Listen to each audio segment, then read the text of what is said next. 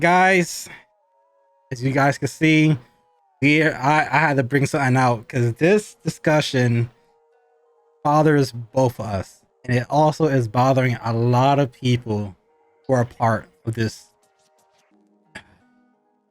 This is a blessing and yet a nightmare website to be a part of, because a lot of people who didn't make it can make it, and it gives a lot of people a second chance. But sometimes they take away all that in a day, and they don't know how to explain anything. They give you all these what if situations. They give you all this maybes and I don't knows, even though they do know, but they don't express it to us if we're not 10 million, 20 million, 30 million sub channels. And me and Chad, we're going to discuss basically our experiences of what we've dealt with this system, and just air out our dirty laundry, because it's frustrating. You know, people, there's a lot of kids nowadays, when YouTube first started, they didn't take us serious. But then you have people like Logan Paul, you have people like Mr. Beast, you have amazing, yeah, exactly. You have all these amazing people who are breaking the barriers for people who are like us, who are YouTubers. A lot of people are getting into movies, shows. They're getting their own businesses. They're getting into Logan Paul just signed to WWE. Exactly, WWE. He just signed a WWE contract. You know, UFC, boxing. So it's just, there's no limit now with YouTube, but they also have a limit on people who are not the Logan Pauls, or the Markipliers, or the PewDiePies, or the Vanos Gaming. If you're not at that status, they see us as disposable. And it's just like, we don't understand how everything just going through. So I'm gonna give the mic to Chad to let him talk about what he's been experiencing as a reaction channel. Well, to start off with, the beginning of the experience has been incredible, dude. Like, we got so much support. We got support from you, from Nate, and the community as a whole. Everybody's been great. Everything as far as like the normal day-to-day situation has been incredible. What seemed to happen here recently is, first I started noticing like meme channels were dropping off the map. I was like, what's going on? And then like Adik the One put out some stuff like, yo, deuces, I'm done. Like, I'm not posting anything to YouTube anymore. And I was like, fucking, what's the deal with that? And then I started noticing we were getting age gated on our Adik challenges.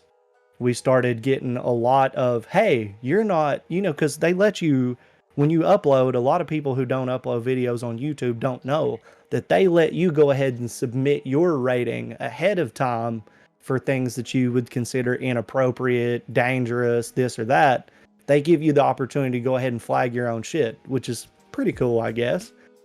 But at the end of the day, I didn't see anything that was any different than what was going on. So why not?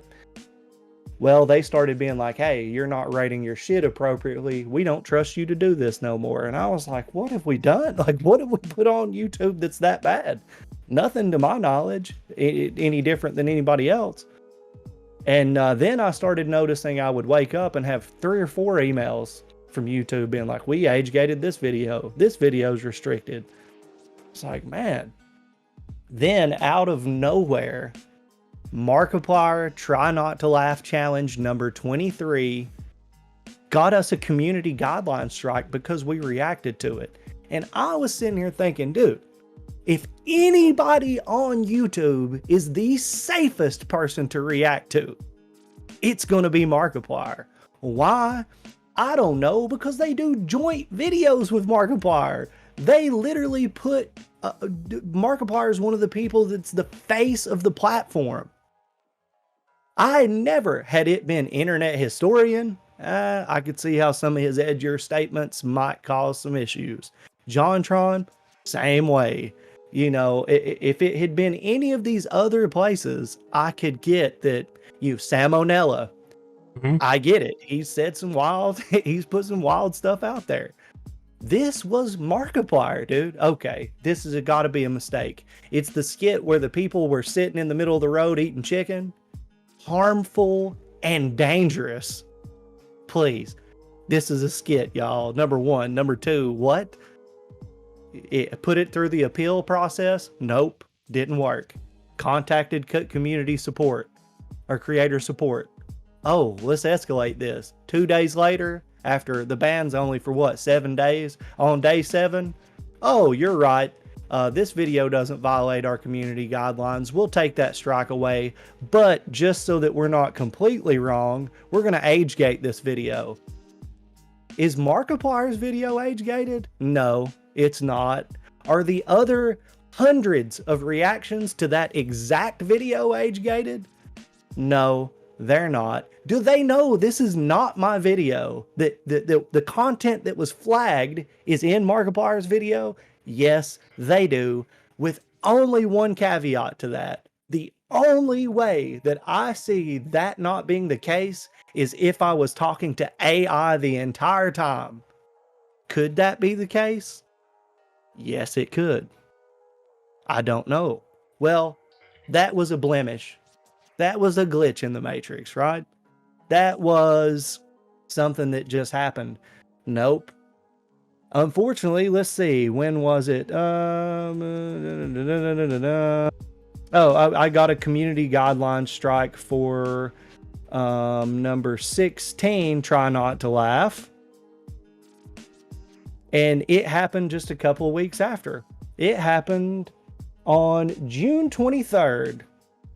Oh. The first one happened on April 15th. So June 23rd, I got another strike on a Try Not to Laugh challenge from Markiplier. Again, a Markiplier video. Again, for harmful and dangerous content in a Markiplier reaction. Markiplier Try Not to Laugh challenge number 16. For the part where the dude's asleep and the guy slaps the shit out of him in his sleep. Right? That's the part. Harmful and dangerous, by the way. I'm a professional wrestler. We work it out where we get slapped and act like we don't know it's going to happen all the time.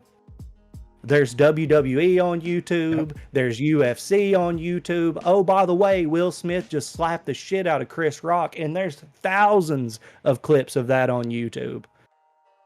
I put it through the appeals process. Denied. I contacted creator support. Oh, we're going to escalate this. 2 days later, it was removed. I noticed that the strike was removed 15 hours before I got an email telling me that it was removed. Damn. Wow.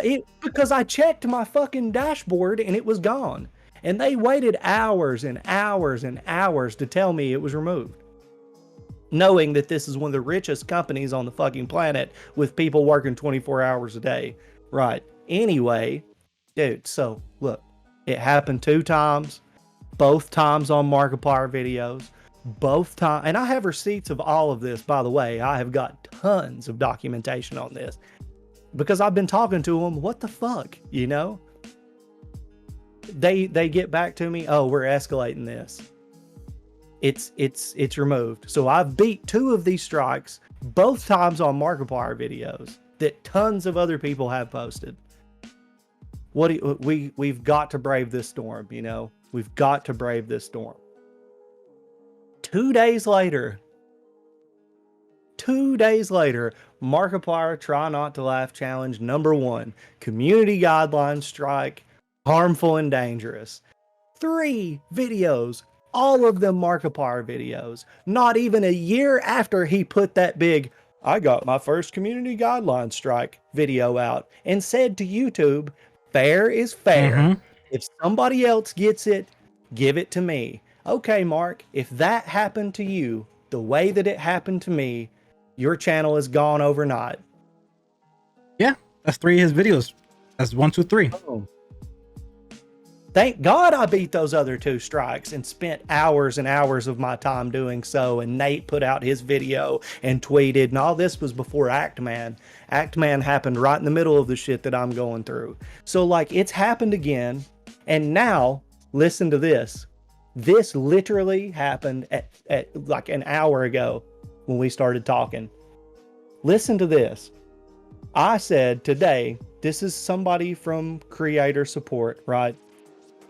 They let's see. Hi Chad, thank you for writing back. I know that you shared a reaction video for the same content that was, because I said I messaged him back because he said, you know, all this shit about harmful and dangerous, this is the time that it happened. I said, okay, well, why is this video not removed? And again, I tagged Markiplier's video, not to try to get Markiplier in trouble, because I'm trying to show them this shit is fucking broken. Right? Why is this video up? This is the video that we reacted to. If my video is removed for containing this video, then it should too be dealt with the same way that I am, right? Yeah. Right? Bro, you're not going to believe this response. Are you ready for this? Hi, Chad. Thank you for writing back. I know that you shared a reaction video for the same content, but was uploaded by another channel, and you are concerned as to why this video is still up on YouTube. This is someone who works and is partner support. They said, if you feel that this video also violates the community guidelines, you have the option to report it anonymously. I hope this answers your question. If you have other concerns, feel free to reach out. Ed. Thanks, Ed. Thanks, Ed. You want me to go narc on Markiplier? Your job is to deal with this kind of shit. And you're telling me, if you think, I don't think, goddammit, I just showed you for a fact that that's what it is. If you think that's the case, then you need to go report it anonymously. Well, we're having this conversation. How anonymous is that? What planet is this on? This is why I feel like it may be some super sophisticated AI that's doing this, that's having these conversations with me, or one of the most just unable, like this person would be the most unqualified for their job on the planet if that's the response that they're giving me to what I just said, knowing damn well I can record my screen. I will be unbanned here in a few days, and you can bet your ass I am about to drop a video about this shit, trying to survive community guideline strikes with @Markiplier. You better bet your ass that this is about to go down. Can you believe this? I'm not trying to disrespect YouTube.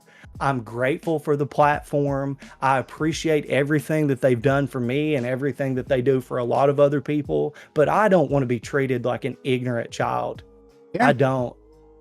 So like, that's where I'm at right now. That message was given to me while we were talking, and I just can't believe it, dude. I can't believe it. It's, again, title of this video, YouTube's broken system. You will think a multi-billion, potentially close to $1 trillion company. Oh, dude, yeah, for real. Google itself, for sure. They own YouTube. You will think a approximately, I gotta see the value for Google. To me, I think it's a $1 trillion company. It's a $1 trillion company, for sure. $1.4 trillion company. I mean, what do you... 1.4 trillion. And you will think there will be more. It's disappointing. It's just a disappointing system, because you have millions of people on this platform that depends on this as a livelihood. A lot of people, just like how Google was made, same thing how Apple was made. All these humongous, companies started off in people's garages, and a lot of people gave up their living to form a business, and that's how they live now. That's me, dude. Yeah, a lot of people, just like me, and just how Chad, we didn't have nothing, and we put our full time and effort into at least making this something. And you will think, check this number out. We got that strike, the second one, on June, what was it, 23rd? 24th. It was around that time. We had, in one day, we had 18,400 views, right? Not crazy. I mean, that's not some astronomical number. We're barely getting by anyway. You know, we're just started at this. On the after that, on the 25th, when we don't post a video, 12,000. On the 26th, it doesn't even show up.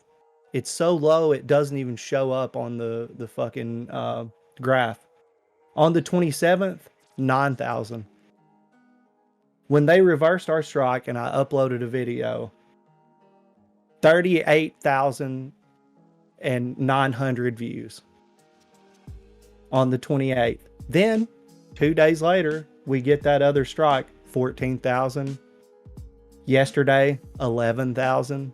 Dude, I might as well take a after these 3 strikes, I might as well have taken a month-long vacation and just not did anything. That's 3 weeks of livelihood from royalties from YouTube, which is now my primary job, just gone. While they give us some time, we're gonna escalate this. Yeah, go ahead and just escalate that, dude. Just take your time, please. Please take your time to figure out the most obvious shit you've ever had to do in your job.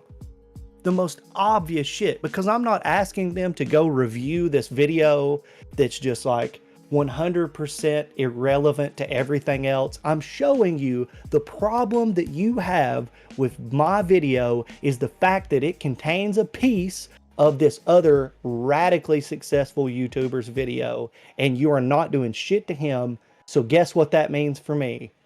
Fuck off to you. Stop fucking with me. Yeah. Your problem is not with me. Yeah. And there's so many different levels of this system as well that they're not transparent. Yeah. YouTube is not transparent to the slightest. Before, they used to be a little bit more forward, certain things. Now their transparency is out the window. There's so many people who I know that are up and coming reactors, or they have a second channel for reactions. And again, they'll go through the same thing. They may not get strikes, but they will get age gated. They will get the video get deleted. They will get, they'll have trouble, or they'll get copyright strikes. You know how angry I would be if all of my videos got age gated? Not at all. Not at all. Compared to getting 3 community guideline strikes in 2 months over Markiplier videos, please age gate my shit. Don't sit here and ban me from the platform. You know what? They age gate my videos, whatever. I'll go live, let everybody know that my videos don't make a dime. If you can help in donations, that's the only way we can keep doing this. And I have faith that the community around us would support it because they want to see what we're doing. And if we can't get supported by YouTube, then they always step up. Yeah. Always. I've been scared and they have lifted me up every time. And so, when that's impossible, when I can't put out a community post to let people know what's going on, when I can't do anything except for preemptively upload a video that will explain that something happened, this was pre-recorded, I can't tell you exactly what it is, but because this video is released, just know that some bullshit is going down. Should I have to do that and then go risk my neck publicly saying something on Twitter to get completely demonetized now? Now that's not an option. Actman stepped out of line. He did some shit that he said that he shouldn't have did and said some shit he shouldn't have said. Right? He shouldn't have talked about all this doxing and people and shit. He shouldn't have said nothing like that. But he went out and protested a fucking crazy ruling on his stuff on Twitter, and they demonetized him. Over 1 million subs. You know what I'm saying? It's to the point now where it's like, please, master, can I have some more? Yes. Like, like that feels so disgusting, dude. I feel so disgusting going on Markiplier's video and commenting on his fucking, video where he got a strike. I feel disgusting doing that. Yeah, I feel disgusting, but there's no hope. And my channel does not deserve this strike. And now I've gone through the review process, and then after that, they told me to eat shit again. Yeah. The other times they've removed it, now they won't. So he is the only hope. If he comes out and says something, things might change. But until here's what happens. Charlie will come out and make a video about it. Mark will come out and make a video about it. And then that's it. And after a few weeks, everybody forgets and people stop caring. And then it's just over. But if he put out as many or as long of a video as he does about a horror game that just came out, or new TikToks that are funny that everybody else is going to get strikes for, but he won't, then it's just not going to work. It's he has got to step up. These bigger creators that do have immunity from this shit have got to step up and not say, last time it was, well, if they get a strike for it, then I want a strike for it. Obviously that they'll just strike you if you do that. Even Markiplier, just don't.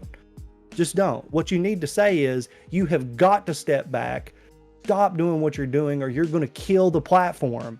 It's no longer about, oh, fair is fair. It's about, this is completely unfair, and it's going to completely change the face of everything that's been going on for a long time. Yeah. And it's going to make it to the point where nobody can put enjoyable content on YouTube. It's going to be how to put together your lawn chair furniture, how to do your nails, and that's it. Yeah. Nobody wants that. It's getting to the point where people are going to be scared to be a YouTuber. And like, we see all these motivational things, like we just talked about Logan Paul, getting signed to WWE. We're seeing all these people who already have a substantial amount of followers getting rewarded. And that obviously that drives us to get motivated. Hey, I want to be the next Logan Paul. Hey, I want to be the next Markiplier. Hey, I want to be the next PewDiePie. You get all these motivations, and people, obviously they're biting a little bit off of Mr. Beast. And they'll think of, and sometimes they'll have original ideas that relates to Mr. Beast content. And obviously, yes, they'll get views. You're getting all these people who are either younger or basically raising up with this to potentially replace those people. But then you have people who, they're up and coming, and then no transparency. You're just striking them down. Okay, dude, it's fine for this person with 33 million to do it, but with this person that has 10,000, that's a no-no. Dude, our first reaction video, let's see, 1 year ago, August 2020. So coming up on 2 years. And my channel has 23,000 subscribers. That's pretty good.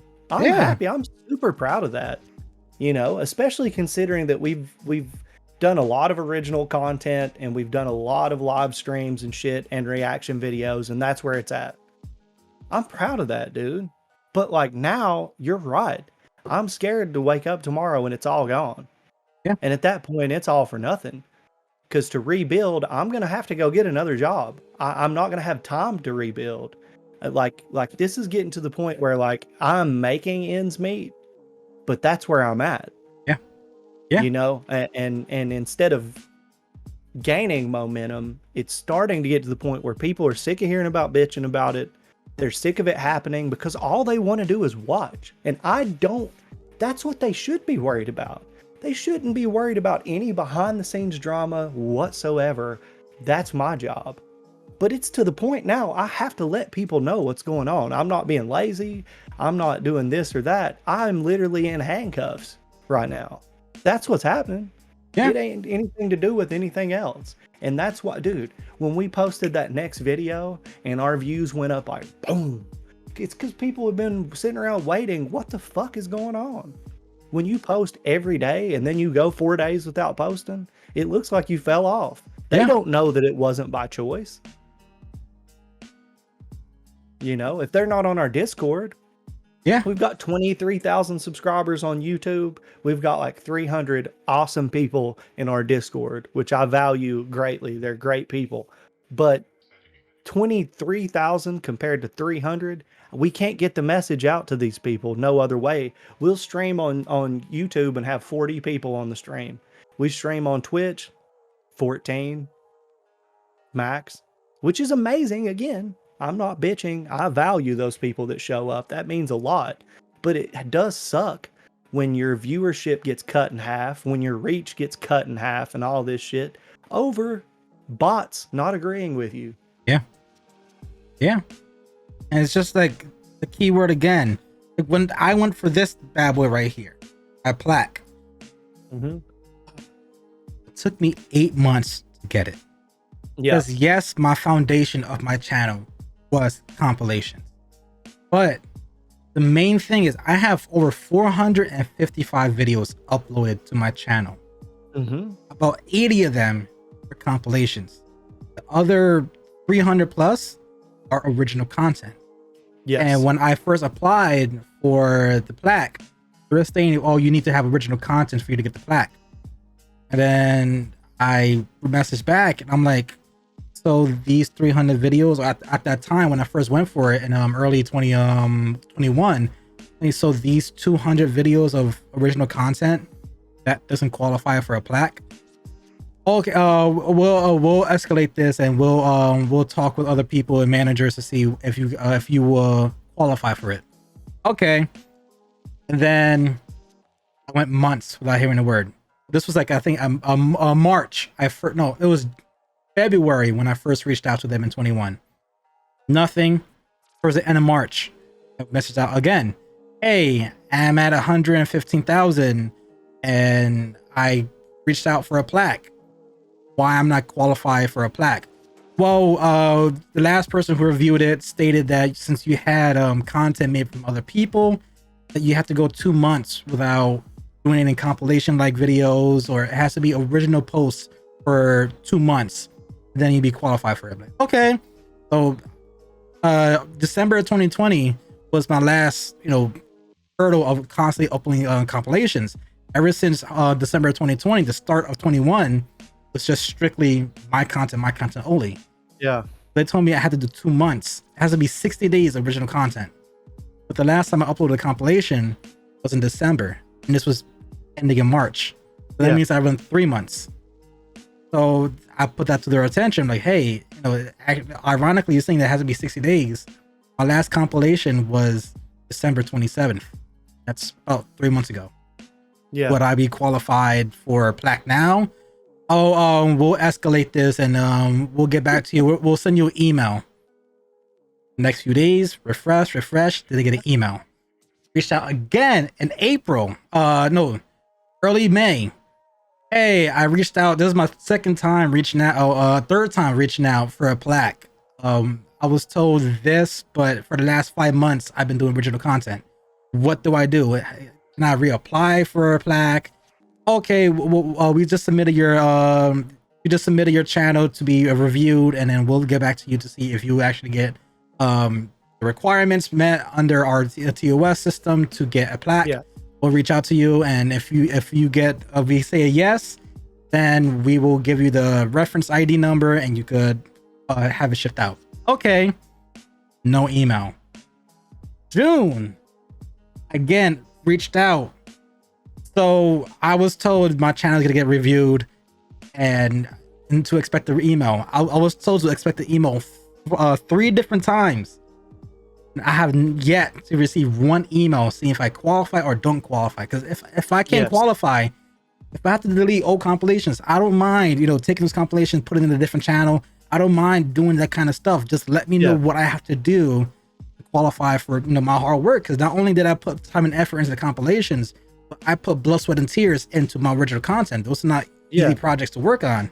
Right. Okay, we're gonna escalate this, and we'll let you know. And so I didn't even bother. I just logged off the chat, talked to another person, and within 3 seconds, not even 3 seconds, within 3 minutes, oh, you do qualify.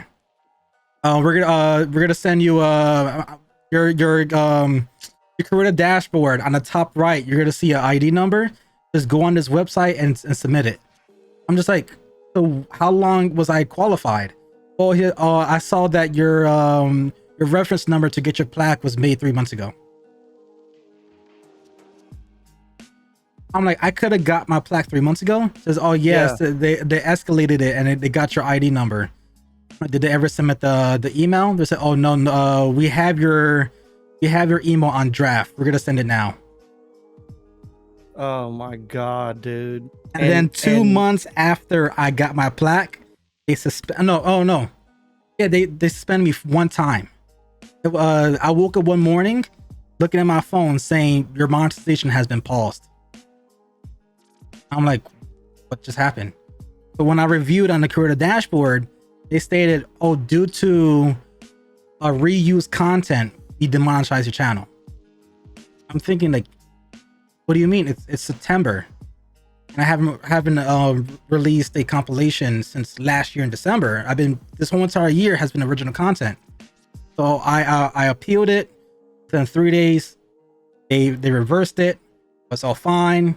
I uploaded a compilation once in a blue moon. All of 2020 and all of 2019, I probably uploaded between 30 to 40. That 1 year was 30, next year was like 45. 2021, I only uploaded 3 compilations, only 3, which is drastically decreased. Yeah. And I also uploaded, I think, about 40 videos that year as well for original content. Out of 40 videos, 3 of them were compilations. Yeah. So they're saying, oh, because of reuse and it has to follow these guidelines, and they sent me the guidelines and the do's and don'ts. And I'm just reading the do's and don'ts, and it says the don'ts didn't apply to any of my compilations. It says, oh, if you do compilation, it has to have a narrative. I'm like, well, Grizzy fat moments, the narrative is him being fat. It's not. They said don't do funny moments, don't do best of moments. All right, go through all my compilations. Show me one best of I did there. Show me one funny moments I did. Every compilation had a narrative. Going too far jokes. That's the narrative. I highlighted all the most raunchiest, edgy jokes. Fat moments. I highlighted all of Grizzy's knowing the taste, knowing the kettle chip. He heard McNasty take a bite. Oh, do that again. He hears it. He's like, crunchy, sounds a little flaky. That kettle chips? And they're like, yeah, like you fucking chip whisperer. So it was just like highlights of that. I never did a Grizzy funny moments or Matt funny moments or Dashy funny moments. I didn't do any of those kind of stuff. Everything had a narrative, and it became a meme in their channel. So for it to become a meme, that means what? Narrative. Yeah, there's a story behind it. There's a story behind it that grew so much attention.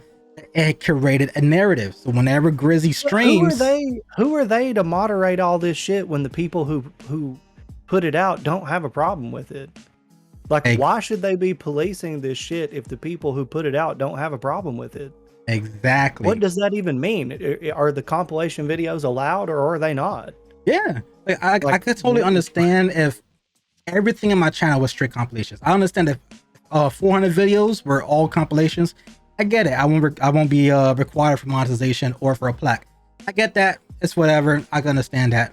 But when over 80% of the videos on the channel is original work, you're trying to deem me, like, basically get me off the platform because of 20% of my work, that becomes an issue. Do you think that it's individuals that start taking a problem with something? Like one there, I'm not saying that it's one person that does all of it, but that things like this happen because just select individual that works there is like, I don't like this channel. To me, I think that's what it is, because when I first got suspended last year in September, 2 years ago in September, I don't know, it was last year in September. When I appealed it, within 3 days, it was done. They reversed it. I received the email saying we apologize for the suspension. We reviewed your channel and everything seems right. And the review and the repeal video, I literally showed my plaque. I'm like, you guys are suspending my channel for violating the guidelines, but 2 months ago you gave me this. And I was told to receive a plaque, I had to follow the guidelines. But I haven't uploaded what you're striking me for 6 months. But I could get this, but now it's a no-go. So it was confusing, and immediately after that appeal video, they reversed it. And then comes March 2022, I suspended again. And again, woke up seeing I saw all monetization has been paused, and as well as membership has been paused. I'm like, what's going on? Same exact thing. Reuse content. And again, I had to make a 5-minute video, and I bait it, talked about it. They said I had to go in complete details of what my channel is about, what I do, the process of it, which is kind of hard to do in 5 minutes. But in that video, I expressed, I'm like, hey, so I didn't even do a compilation. I did like a compilation movie. So all I did was I did one of these.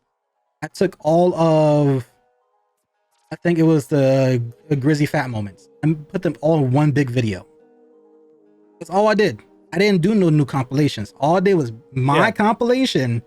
I just re-upload them into one 2-hour video. That's all I did. Yeah. And I didn't release on other compilations, nothing like that. I just did one movie-like video for like the length of it. Yeah. And that's it. And then a month and a half later, monetization is paused. So I showed them my channel. I'm like, look at this, look at these 6 videos, original content. Next week, the next 6, there you go, a compilation movie, which has narrative. But look at other 5, all original. Look at below that, all these are original, everything's original.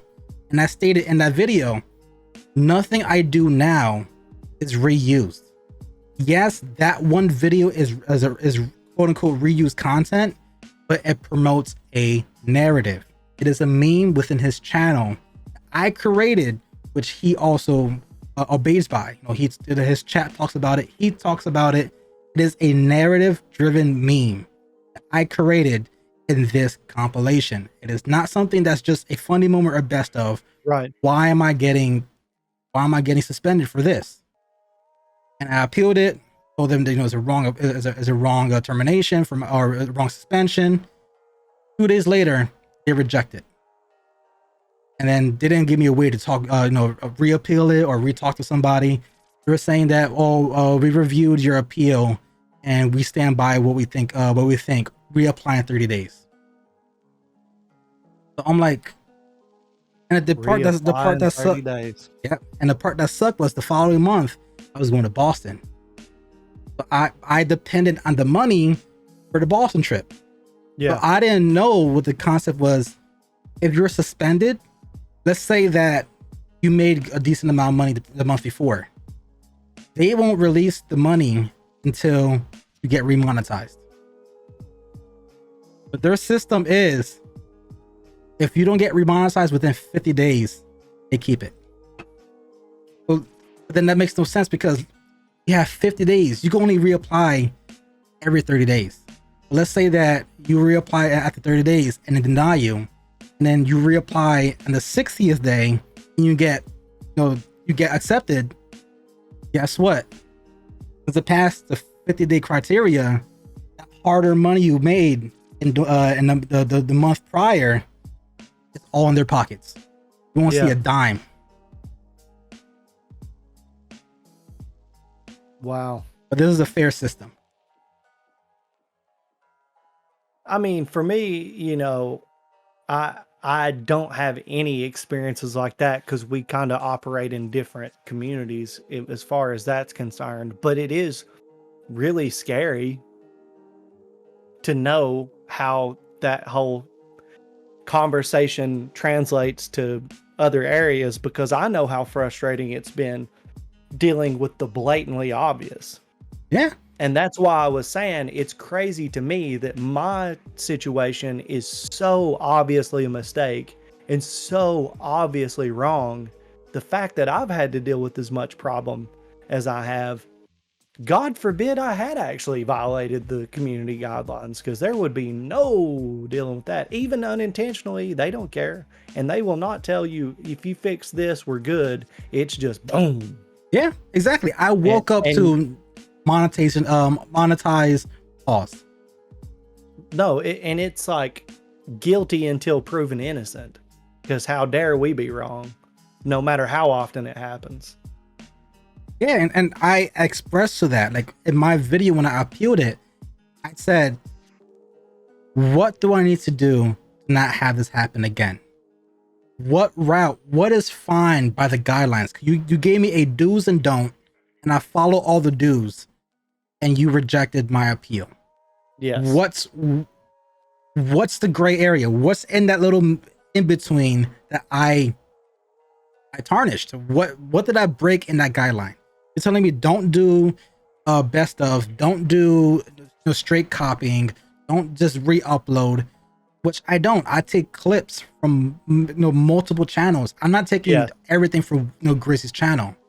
I took a clip from Simples. I took a clip from Mass. I took a clip from Soup, Dude, Big Nasty, Grizzy. What's the audience look like for that? There's tons of people tuning in for that, right?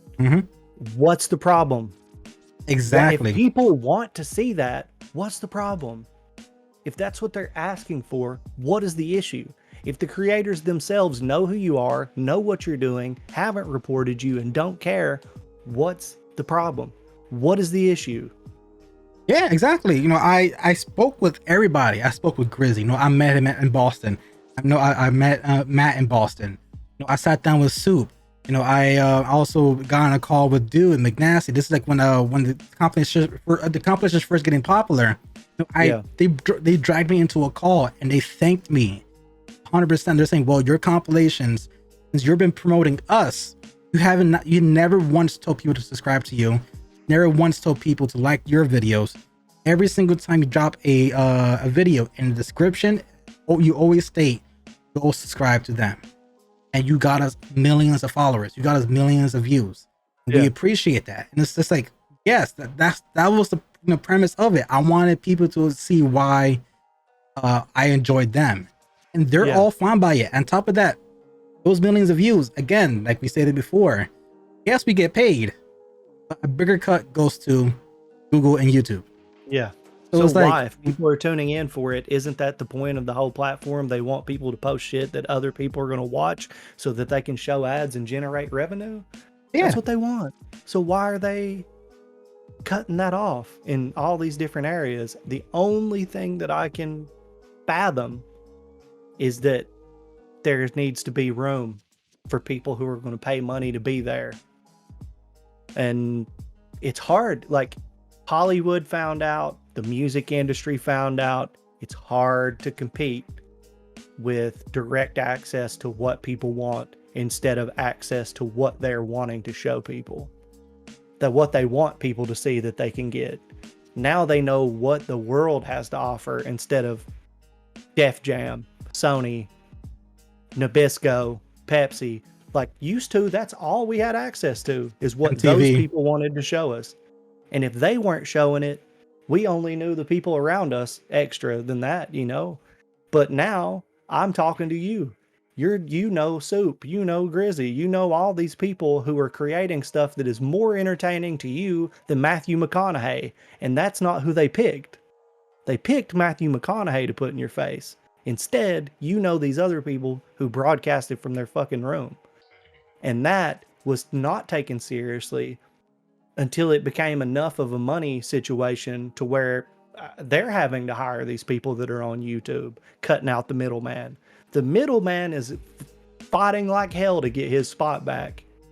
And he will assassinate everybody in his way to get back there. You want to know how dirty corporations are? They tried to assassinate fucking the dude who was getting seatbelts put into cars. Because it would cost them extra money to get seatbelts in cars, So I mean, when you start messing with money, especially people who wield power and have generational wealth, they will fight like hell to get their spot back. And now we're seeing a great purge of making room. Because they're stepping on in. What happened to the guy who made a car that could be drivable by water? Right. He had the components, he had the blueprints. He had every detail down to the T how to reproduce this, and he mysteriously died. But but it only comes from begging the question of, if this is happening, if the guidelines are getting so strict and things are getting so scrubbed up, who benefits from that really? Normal people have flaws. They're not squeaky clean. Real people and real stuff, it's hard to keep it corporate friendly. So YouTube, instead of having this be on a try not to cringe challenge, the whole we are Walmart, those are the videos you're going to get. That's the shit you're going to get. The Old Spice commercials, the joke that died 10 years ago that they're still doing, that's what you're going to get. So congratulations. And the only thing that's going to really fix anything is this beautiful thing that's worked in all of capitalism called competition. But that doesn't exist right now. Yeah, I hear people talk about BitChute and people talk about this and that and this video platform. It's like, okay, go make a living at it. Go show me that you can make a living at it. Good luck. And you'll be 1 out of 100 instead of 1 out of hundreds and hundreds of thousands. It's not. Everything is YouTube is so gigantic. It's the only game in town. Honestly, you can somehow translate what we do on YouTube over to Twitch, but it's not the same. Yeah. You don't randomly find shit that you like on Twitch the way you do on YouTube. You already know what you're going to Twitch for. So, I don't know, man. At the end of the day, we're angry old men shaking our fist at the sky on this. We're not going to be able to fucking change anything. But maybe, just maybe, we can be the voices that reach ears, that have the power big enough to do something and stand for something and stop. Like, when I see these gigantic channels who know that this shit is going on, hear about it, are involved in the same activities that are getting other people banned, and they don't change their whole content strategy to, guess what, guys? I can't just sit here and act like this isn't happening. They are. Right now, the people who have made their names off of the same shit that everybody else is getting in trouble with are seeing a purge of shit on YouTube, and they know that they have anonymity from it, and they're no longer saying anything about it. Yeah. Because you have all these amazing people that have this passion, and they look up to these people who have this immunity to it. And then when they do it, it's like a slap in the face. You're like, I'm inspired by this person, and their content, created me to create this channel. But if I reenact it or do my original twist, it's wrong.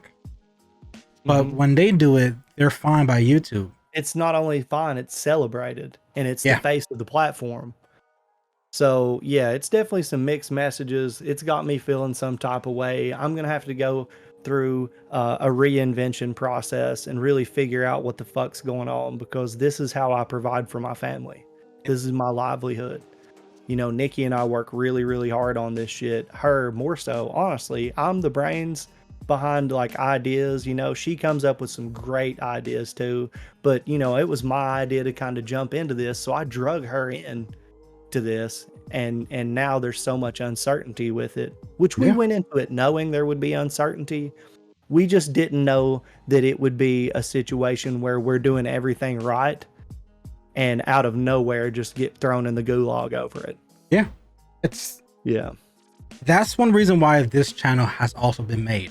For those who don't know, I have another channel which goes by this name, which I'm going to cover part of the name because it's a no to YouTube. But this name right here, Sticks and Fire. That's the channel that I originally started my podcast. I have a co-host there, but as of recently, again with YouTube's broken system, I've been targeting this community that I enjoy so exclusively. I love this work of art right here, and at first it was for those who advertise it. You know what? I get it. It's tobacco content or products. I get it. You want a piece of people, whatever. But then you tell them, hey, if you are going to advertise, hey, put a restriction and put 18 plus on it. Okay, fine. All my friends who are part of this community who are strictly reviewers on YouTube, they do what you say. They restrict the channel, put an 18 plus. Person done an upload, automatically 18 plus. But then they get strikes. Then they get banned for a week. Then you delete their videos. So it's like, what do we do? How do we do it? And then you update the policy stating that anything with tobacco or firearms, it's no. Okay, we get that. Can we do educational purposes and stuff like that? I said, oh, educational purposes is fine. If review fine, yeah, review is fine as long as you advertise it. Okay. So again, me and my friends will talk about it. We will not even say, go on this website, go to your local, go on this. We don't say any of that. And again, we're reviewing it, we're breaking down the notes, breaking down the structure, the construction of it, the filler, the binder, the wrapper. We're breaking everything down, making it educational. Right. Then next thing you know, my good friend Martin, one day he wakes up being banned for 7 days. And then he receives 2 strikes back to back, and 54 of his videos are deleted by YouTube. Yeah. 54. And he treated that channel as a journal. Whenever he wants to review something for the first time, he curated that channel to be a journal for himself, like a diary. I tried this one, I tried that one, I did this, I did that. So that was meant for a diary entry for his life. And obviously people who viewed it, they want to give it a try. That's up to their discretion. He never said, go to your local, never, go here, go to your shop. Oh, he never say any of that. He just says, this is my opinion on it. I like this. This is that. This is that. That's it. And now he's leaving the platform. And then 3 of my other friends left the platform as well. Well, I mean, that may be my fate. Honestly, Twitch may be the next move. I've already reached affiliate, but I haven't accepted the contract yet because I wanted to stay on YouTube. And if you accept that contract, then you're kind of bound to Twitch to a certain degree. And I wanted the freedom to be able to do what I do on YouTube because I love it. Yeah. But now I may have to accept the affiliate shit and just upload there. Honestly, it's sad because I don't want that. I do not want to be in this situation. Yeah, I am at the fucking will and power of whatever they're doing. Like at first, I thought, this mistake has been cleared up, everything's going to be fine. But now I'm to the point of just like continuously every day, Nikki and I have conversations of what the fuck are we going to do? And not only that, but it like adds a strain on our relationship. We work together and whatever, and she's in a bad mood and I am. So we live in this house and we both know this. We're both carrying this weight. And it's just like every day's a thunderstorm until it passes. And that sucks, man. Like it really, really sucks. And is it my fault? Do I have to take some accountability that I should be building more of a structure around my life than this? 100%. But times are tough, man. Things are getting harder. The last thing that we need to get harder is this shit. Yeah. Like yeah. Everything, like inflation is killing us, man. It's killing everybody. And so you want to tighten the fucking stranglehold on how people can create videos that they monetize on a platform? Why? Yeah. It doesn't make any sense. And I don't know anyone who is just out here protesting in the streets that YouTube's not strict enough. Who? And probably about things that have nothing to do with what we're doing if they are. Like this is the shit that you're fucking curating. This is the stuff that you're dealing with. This is the main priority on YouTube, is to keep meme channels away, to keep people from knowing that there are things that they can smoke out there. Really? That's the most harmful. Not these literal therapists that tell people if they feel like killing themselves, then that's okay. Go ahead and do it. That's okay? Promotion of literal drugs, literal violence, literal sexual assault in music videos, that's fine. That's not harmful or dangerous. I can tell you people right now that I know would be completely different people if they didn't listen to Lil Wayne. Because Lil Wayne and from 2005 to 2008 encouraged them to ruin their life, and they worshipped him, and they did ruin their life. And that's not harmful and dangerous. Look, I'm not trying to say that's Lil Wayne's fault. I think that those people were just weak-minded and were going to fall into something. And that just so happened to be the thing. But that proves more of a case for being harmful and dangerous than seeing somebody fall off of a chair. Yeah, exactly. That's why for me, I love listening to Hops, and to segue from that. one of the lyrics from Illmind on Hobson 5 was, "You've been Yeah. brainwashed by a fake life that you're used to living." Yeah. And he goes into the whole tangent of like how rappers say, I got it, they do this, and you reenact it. Yeah. It's just like, it is harmful. Obviously today's music is slowly getting more into the younger generation. Obviously a WAP, and you have Cardi B, and you have all these different things, and they're fine. And you'll see them on the Nickelodeon Teen Choice Awards. They'll be there, and it's fine. It's whatever. Like, to me, I'm more like, go ahead and let it fly. That's fine. Go ahead. Don't try to put training wheels on people's lives, because you can't. It's not going to work. Yeah. But if you are going to regulate shit that is harmful and dangerous, let's look at the statistics on what's harmful and dangerous. Let's look at how your very platform's existence is harmful and dangerous. If you want to talk about harmful and dangerous, that's fine. But don't tell me skits or jokes or people having minor accidents that aren't even really hurting anybody are harmful and dangerous and need to be something that people are guarded and protected from. Don't.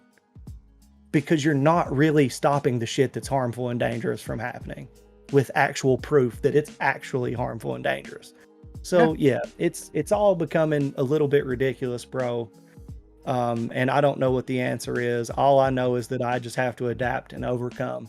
Yeah. And to anybody listening that might be looking for something, looking to get into something like what Rick and I do, don't let the powers that be discourage you, because things will happen. People will move. There will be things that change to provide that opportunity. Right now is just a cosmic shift in the wrong direction on the biggest platform there is. Yeah, there's no competition to it. So it's like, whatever they do, we're gonna go. Like you just said, go somewhere else. What's gonna happen? You're gonna come right back. And it's just it's like I said, it's stressful. People depend on this for their livelihood. People gave up their life from working or their 9-to-5 jobs, or they are so motivated to make this work.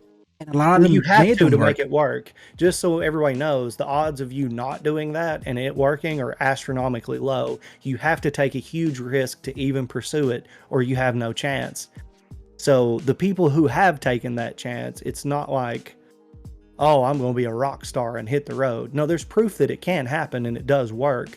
You just have to invest a shit ton of your future into it. And if you don't, if I were to just go get a normal job right now, the chances of recovering from this, not much. It is what it is. So know what you're getting yourself into. Don't let that discourage you from doing it. I 100% approve that message. And that message, it's just, like I said, it's just stressful, and there's no transparency. You have to figure it out on your own. And I have 2 other friends who do reactions, and for them to figure out what went wrong in their videos, they had to publicly tweet their concern. And sometimes when it comes to businesses, if you have a problem, let's say when you are working your regular job, if you have an issue with your coworker, or you have an issue with your job itself, the main thing you do is go to your manager, go to your boss. Hey boss, this is affecting me. This is bothering me. How do I fix it? Usually it's supposed to be a one-on-one type of situation.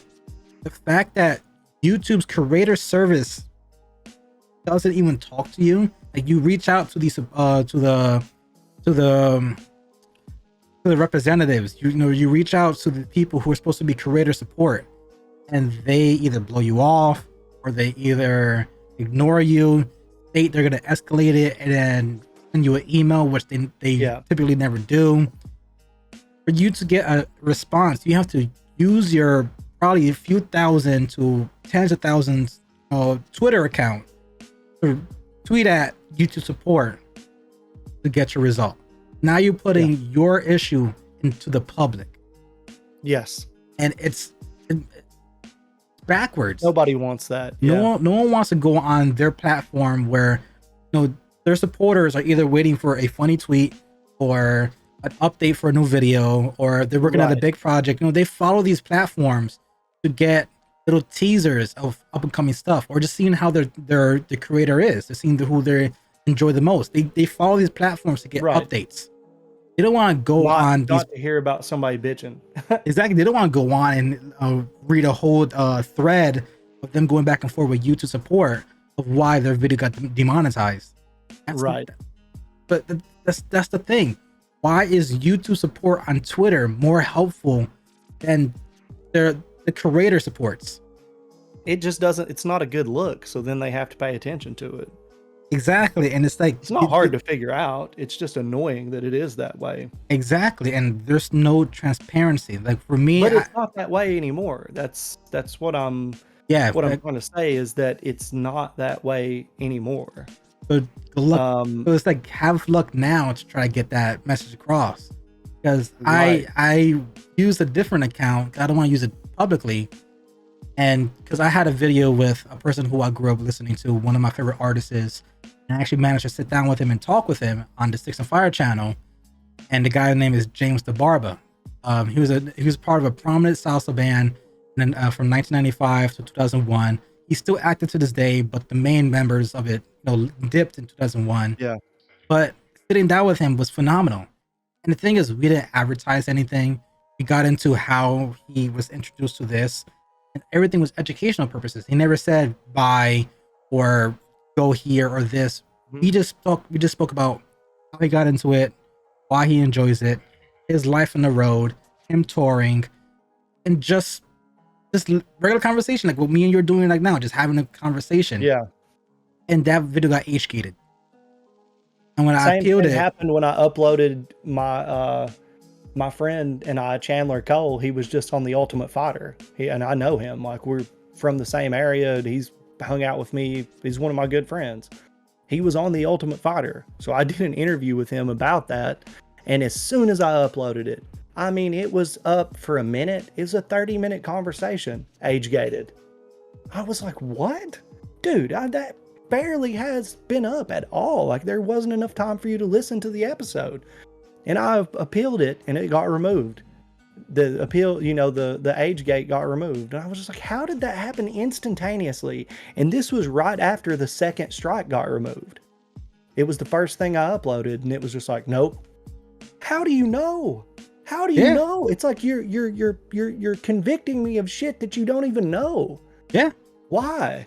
And so, yeah, I mean, yeah, this shit's crazy, dude. It is so crazy. And it feels like once you're targeted, you're a marked man. Yep. And that's what happened with the video. The video was out for 5 days, 5 whole days. And typically for the Six of Fire channel, we average out between 100 to 200 viewers. This video surpassed 280, which is above normal than what we're used to. Mm-hmm. The moment it went above average, age-gated. Mm-hmm. It was like, why was it age-gated? So obviously I appealed it, asked what part of it was age-gated so I could understand for future conversations to avoid this topic. So I could just know. I'm going to be talking with a lot of people who are, music artists. I'm going to be talking with a lot of people who are presidents. I'm going to be talking to a lot of high-profile people. I want to know exactly what went wrong with this interview. Because like I said, I went through the whole entire thing. When it comes to podcasts like this, I just don't leave it raw. I go through every second of it and then either clip some things out, obviously put the backgrounds. I put my time and effort into these podcasts.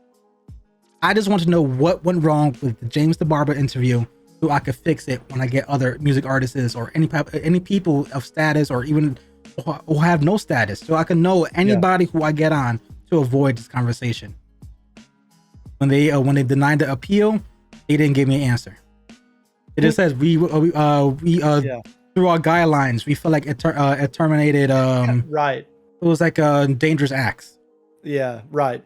I'm like, it just continues to be ridiculous, man. I get the same thing. 3 people on the call. 3 people on the call. Yeah. Just face to face. How is that dangerous act? We didn't talk about anything. Yes, he talked about his time in New York, where he saw weird things. Yes, that's New York. New York, you always see weird individuals and personalities. That's it. He didn't talk about fights. He didn't talk about, obviously anything that's more suggestion and more of an 18 plus type of thing. He didn't get into any of that. I think that's age gated. I don't know, man. I don't know what the answer to any of this is, but yeah, it's crazy, dude. And I'm gonna have to roll here in just a second Yeah. too. I gotta roll, but you know, I just hope that things get better. I'm gonna do everything I can. I'm not leaving until I get forced out. And if that happens, then it just is what it is. But I do have to make a video letting my situation be known. Hopefully that'll work out. And I don't want to incur the wrath. I'm not trying to poke the bear. I'm trying to put, some light on all of this because I don't have the ability to do anything else. And creating videos is what I do, right? So that's how I'm going to respond to this because it's the only thing I know. I'm not going to call any names. I won't say anybody's a piece of shit or anything. I'm just going to show evidence and exactly what happened. So if I get taken out of the game for that, you know why. Yeah. But for those who are watching, aspire to be YouTubers, don't take this video as discouragement. Every single company, every single type of job you have out there will always have the bad apples. There's always going to be times where you're going to be still demotivated. Don't take our complaints about it to 100% light and just give up your dreams on being part of the platform. Still go for it, but just be wary. Things may happen, and always try to strive for a backup. Build this empire up. Put your time and soul into it, but make sure you always have a backup plan to know that no matter what happens, you'll be solid. But always be aware that things could happen out of nowhere, and this is not something that is just rainbows and sunshine. No, no, but it can be very awesome. So it could be a phenomenal experience. Do your thing, and if things get, I guess the best takeaway would be if you start experiencing some of this stuff, no, you're not alone.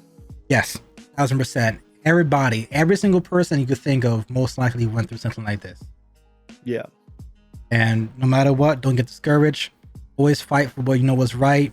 Talk with other individuals, network with them, and with more voices, maybe things will change. And that's the purpose of this video. There are voices out there.